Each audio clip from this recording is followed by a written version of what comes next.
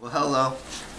This is my video for The World is Flat, pages 403 to pages 440.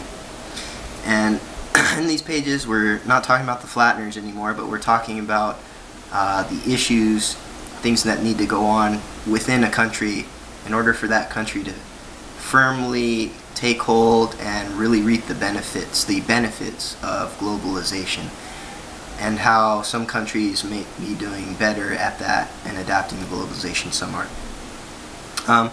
We learn of an example, how China is making the Virgin Guadalupe statuettes for Mexico, and those are very important.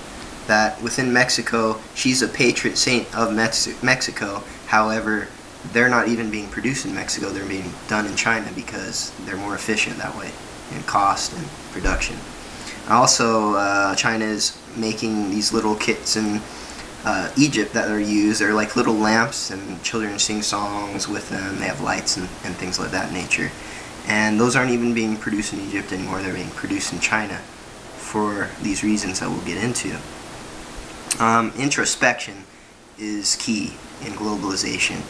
A country needs to look at its own self, look at its assets, its values, things of that nature, where they are lacking, and if they're ready for globalization or if they're not. They need to gauge these things. And really, we find two key elements for countries to have in order for globalization to really take root and succeed, so that can really help the society. The first thing we learn about is wholesale reform, and this is really a step that a country needs to take, laying the foundation for globalization to work in, for companies to come, for prosperity to really abound. And wholesale reform is education reform, infrastructure reform, and governance in all those sectors, but also primarily focusing on market-friendly macro and economic policies, that you're really strengthening the ground for macroeconomic systems. So the companies that function within your country are able to work with other countries in terms of, regulating tariffs and the trade barriers and things of that nature, that these things are taken care of. Because we need a foundation for the companies to operate, for the society to have wealth. The second one is that of retail reform.